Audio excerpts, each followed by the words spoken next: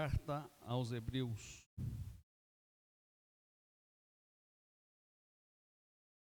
capítulo 10. Carta aos Hebreus, no capítulo 10, versículos 24 e 25.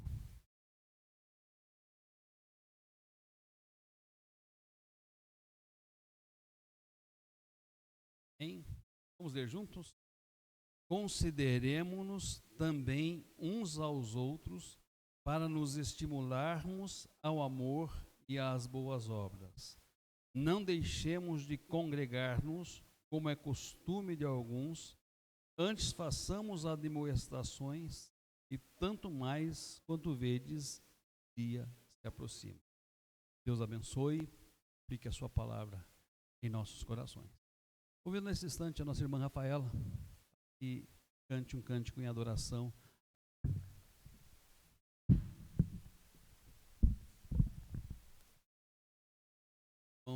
Vamos orar.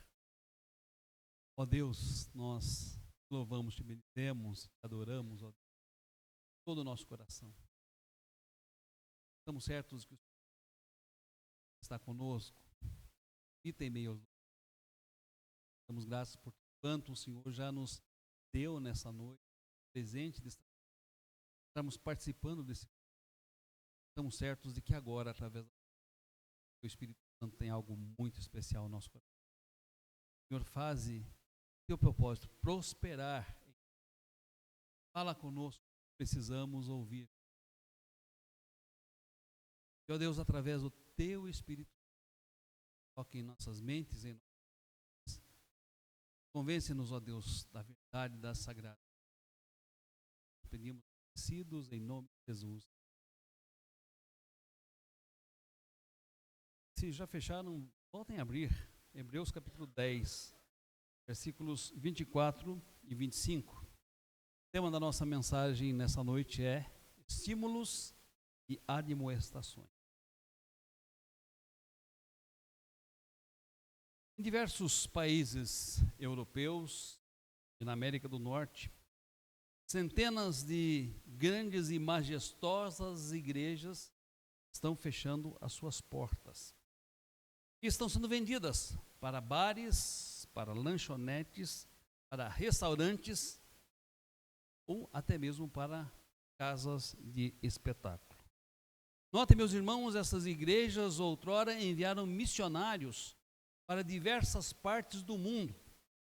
Foram responsáveis pela evangelização de diversos continentes. Mas hoje, naquelas que ainda existem, a sua membresia é de poucas pessoas. Muitas delas já cabelinhos brancos, envelhecidas. O que aconteceu com estas igrejas?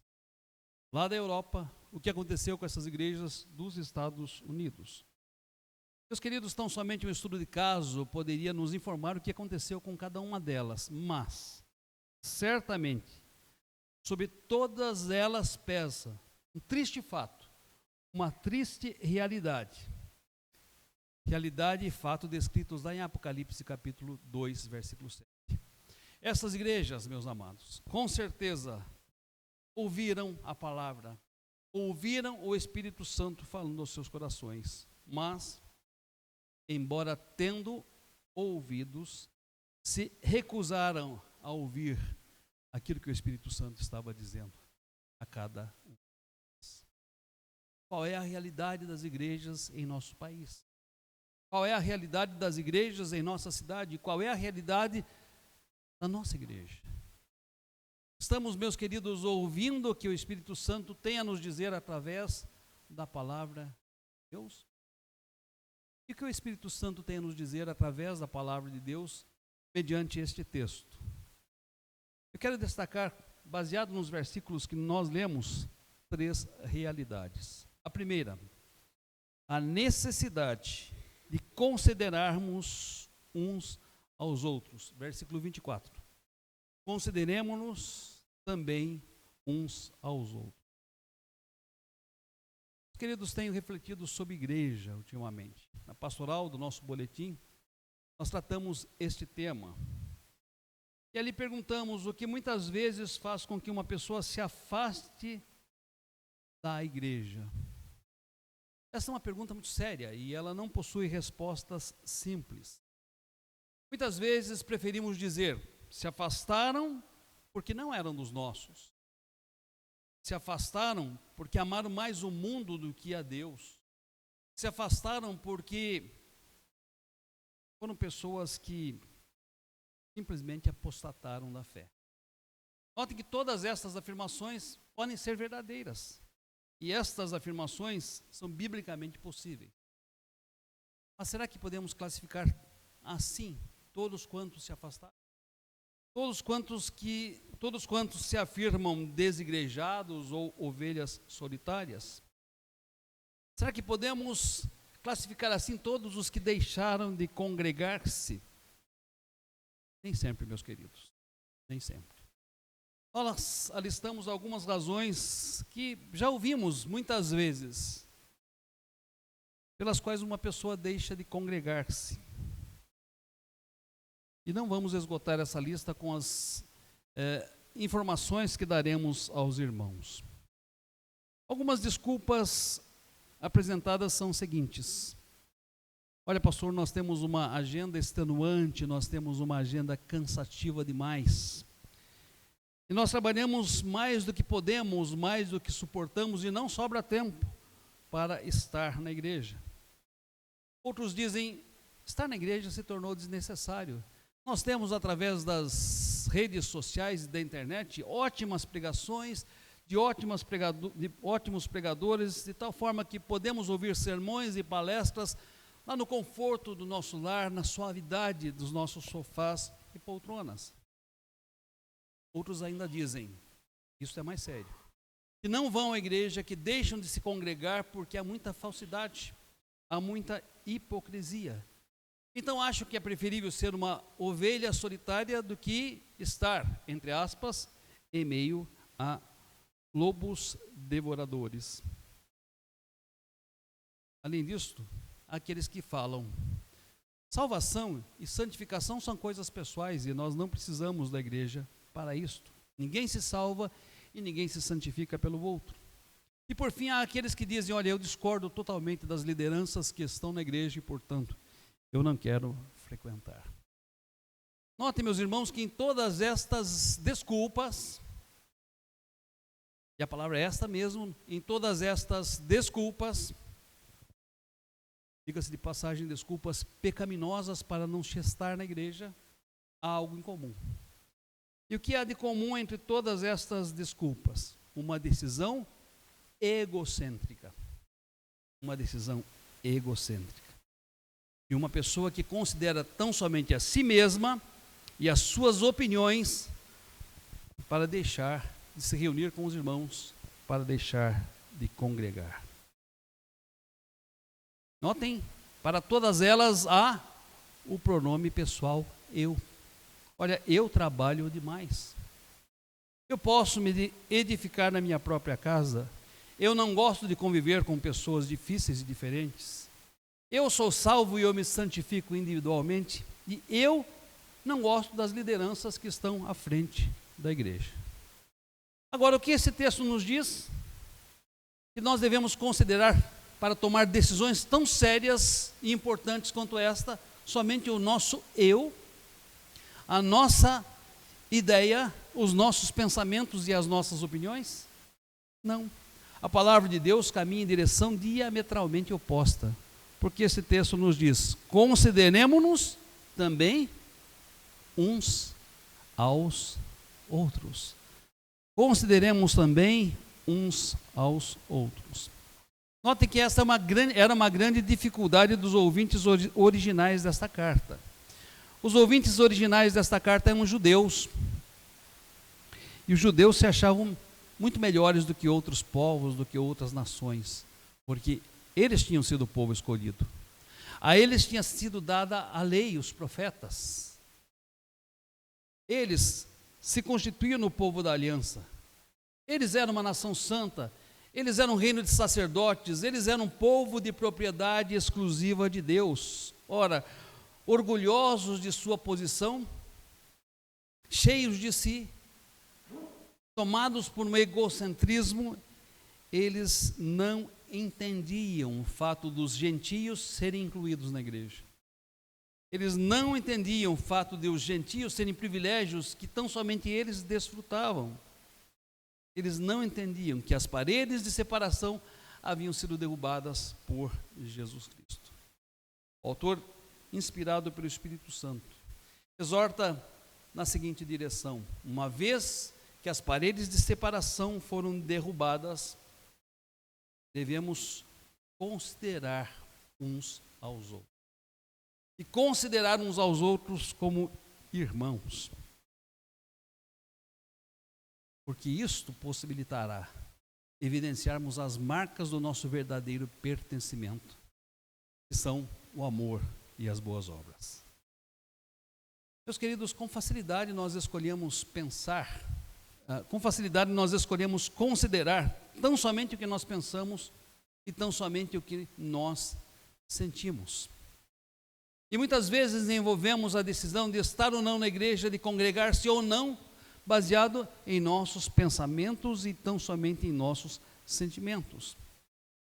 Ora, a Bíblia diz que quando nós somos chamados para pertencer a Cristo e consecutivamente chamados para pertencer à igreja, já não devemos entronizar o nosso eu, o nosso ego, e já não devemos mais considerar tão somente o que nós pensamos, o que nós sentimos, senão considerar uns aos outros.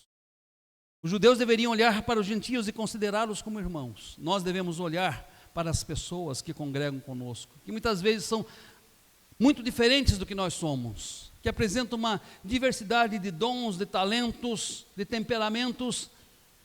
Nós devemos olhar para eles e considerarmos uns aos outros como corpo de Cristo, como membros de uma mesma família, como irmãos.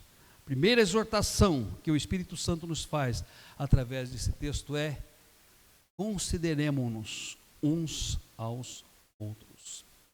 Lá em Romanos capítulo 12, versículo 10, o apóstolo Paulo exorta: amai-vos cordialmente uns aos outros com amor fraternal. Notem, preferindo-vos em honra uns aos outros, preferindo antes a honra do outro que a minha própria honra. Antes o sentimento do outro do que o meu próprio sentimento.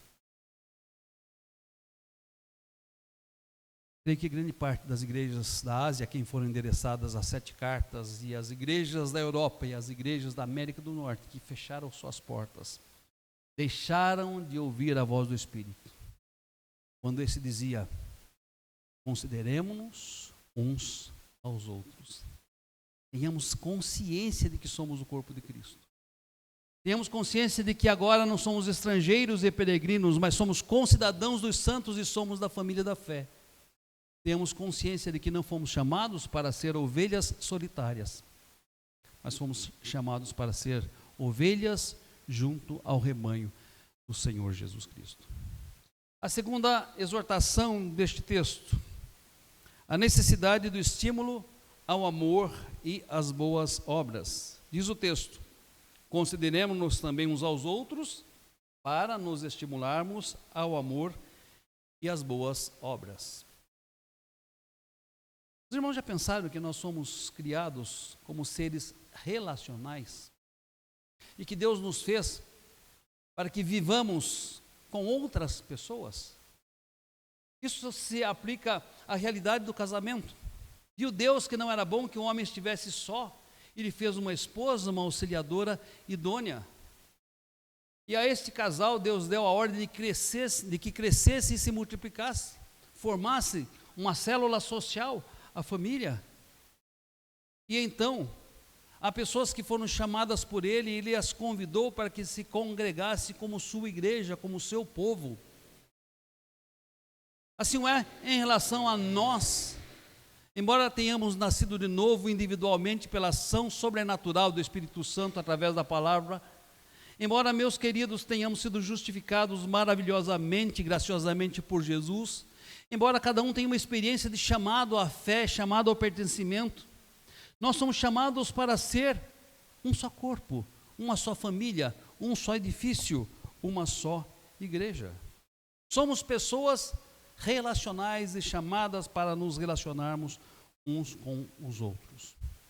Notem, se continuarmos presos ao nosso egocentrismo, colocando os nossos achismos, os nossos pensamentos e até sentimentos em primeiro lugar, se, meus queridos, nós preferirmos a nós mesmos em honra, em vez de preferirmos ao nosso irmão em honra, não vamos crescer, não vamos nos desenvolver espiritualmente. Preste atenção, o seu crescimento e o seu desenvolvimento espiritual só acontece quando você tem consciência de que pertence a um corpo, a uma igreja, a uma família.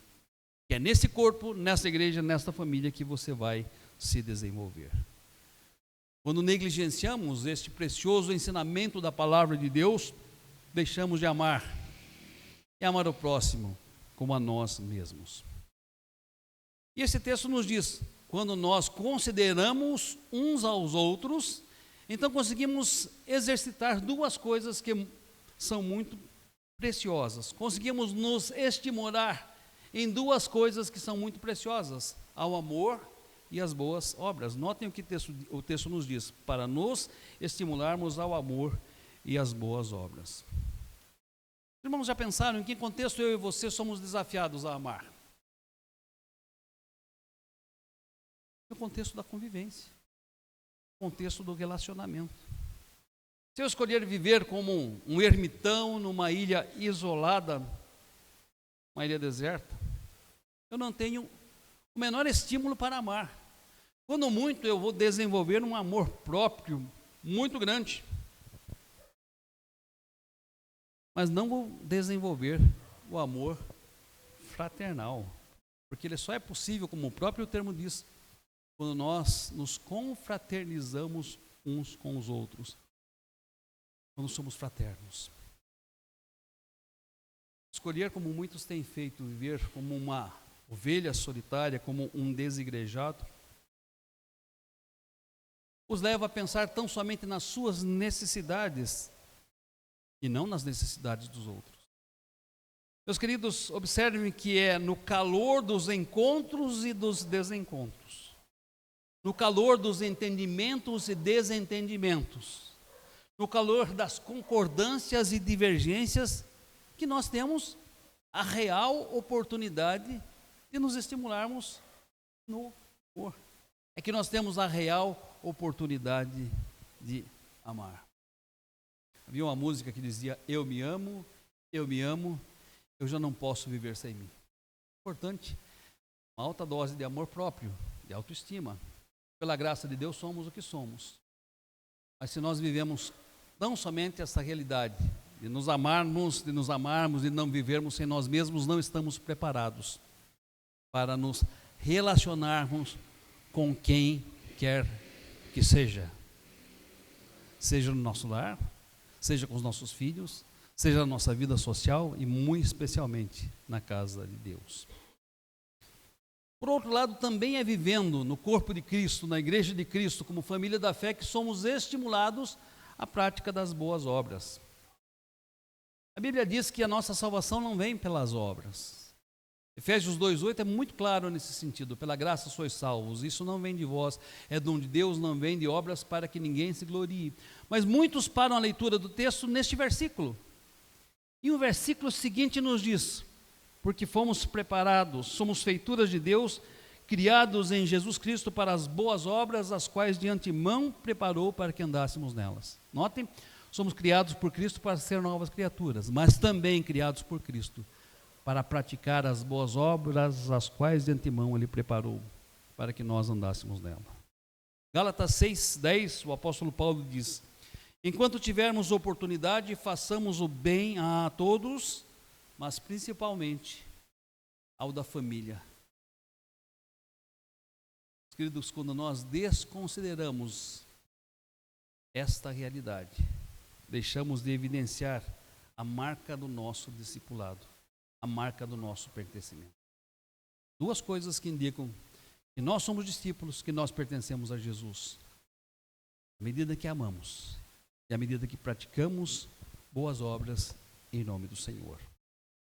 Mas há uma relação nesse texto. Observe que a primeira coisa que eu e vocês temos que fazer é considerar uns aos outros, sem excluir ninguém, sem fazer acepção de pessoas, sem descartar ninguém. Essa é a primeira exortação desse texto, mas ligada a esta está o fato de que quando nós decidimos considerar uns aos outros, então nós somos estimulados ao amor e às boas obras. Se nós na Igreja de Cristo não amamos e não praticamos boas obras, nós não entendemos o que é a graça salvadora, nós não entendemos o que é o amor de Deus. Terceiro e última exortação deste texto. A necessidade de congregar-se e de admoestar-se mutuamente. Queridos, esse texto está dentro de um contexto. Essa carta foi endereçada aos judeus e há exortações aqui que visavam corrigir problemas que haviam entre os judeus que pertenciam à igreja a quem esse texto foi originalmente endereçado. Os judeus, por acharem que os gentios não tinham a mesma herança espiritual, eles os consideravam indignos dos privilégios que eles tinham. E por acharem que os gentios na igreja eram um povo estranho, os gentios na igreja eram um povo que incomodava, era um povo que causava ruído, por acharem que estes não mereciam os mesmos privilégios, não mereciam a mesma dignidade, não mereciam o mesmo pertencimento, muitos deles estavam abandonando a igreja. E é por isso que o texto vai dizer, e não deixemos de congregar-nos. Nós não temos questões étnico-religiosas tão sérias quanto tinham os judeus. Não temos. Mas nós temos certamente pessoas que muitas vezes preferem cultivar sua espiritualidade em suas casas, porque enxergam na igreja pessoas falsas e hipócritas. Porque se acham melhores do que essas pessoas. Nós temos muitas vezes pessoas que deixam de ser constantes na casa de Deus porque discordam daqueles que estão liderando. Não concordo com os que foram levantados pelo Senhor para estar à frente da igreja. Então procuram se blindar de tudo isso no conforto de suas casas. Vejam que os tempos são diferentes, os contextos são diferentes, mas as reações são muito semelhantes. Qual é a ordem divina para mim e para você? Não deixemos de congregar-nos. Note que naquela época já era costume de alguns. Hoje é costume de muitos. E quando é que o costume se estabelece? Todos nós sabemos que bons ou maus costumes se estabelecem à medida que nós repetimos a sua prática por um determinado período de tempo. Dizem os especialistas que se fizermos algo por 20 dias, aquilo se torna um costume. Ontem, quando às vezes tiramos férias, nós os professores, ao voltar das férias, temos uma dificuldade muito grande de acordar cedo, às 6 da manhã, porque é esse horário que nós acordamos para ir para a escola. Depois de uns 10, 15, 20 dias, o corpo já começa a acostumar e nós não temos o cansaço que temos. Se nós formos a uma academia, nas primeiras semanas sentiremos doer todo o nosso corpo. Mas se nós prosseguirmos por um mês, já não sentiremos tantas dores assim. Por quê? Porque nós nos acostumamos. Ora, podemos nos acostumar a ser fiéis à igreja, a nos congregarmos, a estarmos sempre na casa de Deus. Ou podemos nos acostumar a ficar no conforto dos nossos lares. Podemos nos acostumar a ficar distantes e isolados da igreja. Note que esse é um mau costume. E quando nós aderimos a esse mau costume, nós começamos a criar narrativas que sustentem esse mau costume. E torna-se muito difícil, depois de ter esfriado o primeiro amor, ele voltar a fluir com toda a sua força, com todo o seu poder. Só pela ação do Espírito Santo. João Calvino, comentando esse texto, afirma o seguinte: há aqui o mal que prevalece em toda a humanidade, pois cada um quer colocar-se sobre os demais, especialmente os que parecem ser mais do que os outros. Notem, os que parecem ser mais do que os outros, de alguma forma não podem suportar que os que julgam serem seus inferiores estejam no mesmo plano de igualdade que eles. E há tanto egoísmo quase em todos, que muitos indivíduos prazerosamente fariam igrejas para si, se pudessem, porque encontram muita dificuldade em acomodar-se aos costumes e hábitos dos demais. Deixar de congregar-se é uma solução muito fácil, que o nosso cérebro encontra para acomodar-se em vez de procurar enfrentar e resolver eventuais conflitos. Note-se que isso se aplica em todos os nossos relacionamentos. Às vezes evitamos conflitos, evitamos colocar o dedo na ferida. Por quê? Porque isso nos traz dor. Então nosso cérebro se acostuma e se defende, criando outras alternativas. Às vezes, o deixar de congregar é uma solução fácil que o nosso cérebro arranja para que nós nos acomodemos em vez de enfrentar as dificuldades de relacionamentos ou eventuais conflitos. Notem que esse tipo de acomodação é um campo fértil para a ação de Satanás. Quer nos distanciar do corpo de Cristo e quer nos fazer aparentemente satisfeitos com o nosso egocentrismo, que quer criar narrativas para justificar nosso esfriamento na comunhão e na fé. Não deixemos de nos congregar, como é costume de alguns. E as três realidades que nós apresentamos nesta noite estão interligadas. Primeira, devemos considerar uns aos outros como salvos pela graça, como irmãos, como pertencentes ao mesmo corpo, à mesma família, ao mesmo edifício da fé. À medida que nós consideramos como um só corpo unido pelo sangue redentor de Jesus, então nós conseguimos nos estimular uns aos outros ao amor e às boas obras. Essa vivência comum trabalha em nós a possibilidade de amarmos, a possibilidade de praticarmos boas obras.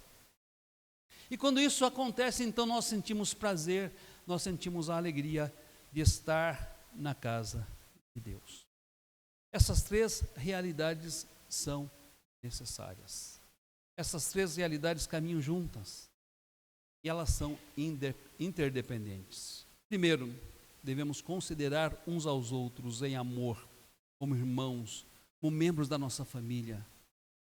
Devemos os considerar como partes de um edifício santo que está sendo construído para a glória de Deus.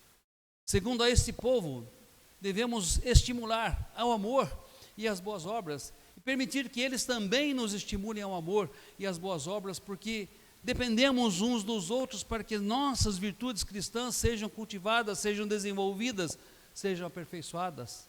E em se fazendo isso, a igreja torna-se mais do que um local onde as pessoas se reúnem. Mais do que um local onde simplesmente por hábito ou costume nós frequentamos aos domingos ou durante a semana. A igreja se torna um organismo vivo, que nós temos prazer, alegria, contentamento, júbilo em estar. Um lugar em que nós dizemos, como é bom, agradável estar unidos com os irmãos. Um lugar onde nós dizemos quando estamos em nossa casa, alegrei-me quando me disseram, vamos à casa do Senhor. Um lugar que a semelhança do salmista nós afirmamos, o pardal encontrou casa e andorinha ninho para si. Eu encontrei os teus altares, Deus meu e Rei meu. Amados, o autor inspirado pelo Espírito Santo acresce mais uma virtude que nós conseguimos viver quando estamos juntos, admoestarmos uns aos outros. E quanto mais vemos que o dia de Cristo se aproxima. Nas palavras de Calvino, somos chamados pelo Senhor na condição de que cada crente, notem, cada crente deve esforçar-se para conduzir outros à verdade. Deve esforçar-se para conduzir os extraviados ao caminho reto. Deve esforçar-se para fazer com que os caídos e enfraquecidos se revigorem e deve esforçar-se a ganhar para Cristo aqueles que estão do lado de fora. Creio que as igrejas que mencionei, nos Estados Unidos e na Europa, aos poucos foram perdendo de vista estas realidades espirituais. Aos poucos foram se enchendo e se insuflando em seu egocentrismo e pensando tão somente em si mesmas, nas suas próprias necessidades, no seu bem-estar, no seu prazer, na sua posição, no seu status, no seu dinheiro, nas suas riquezas. E por isso deixaram de considerar uns aos outros. E que essas igrejas certamente deixaram de viver a realidade do estímulo ao amor e às boas obras. Por causa disso, deixaram de se congregar, deixaram-se admoestar e permanecerão assim, infelizmente, mesmo estando o dia do Senhor muito próximo. Quero concluir com algumas perguntas muito pessoais. Você é alguém comprometido com a igreja? Você é alguém que lê a Bíblia diariamente? Você é alguém que ora diariamente? Quando vai à igreja, você procura satisfazer-se e ser servido? Ou servir a Deus com alegria? E servir ao teu irmão como bom dispenseiro da multiforme graça de Jesus Cristo? Notem, fomos chamados para desfrutar as bênçãos de Deus e elas são extraordinárias em nós. Mas fomos chamados também para ser uma bênção. E sejamos nós uma bênção no corpo de Cristo. Amém? Que Deus nos abençoe.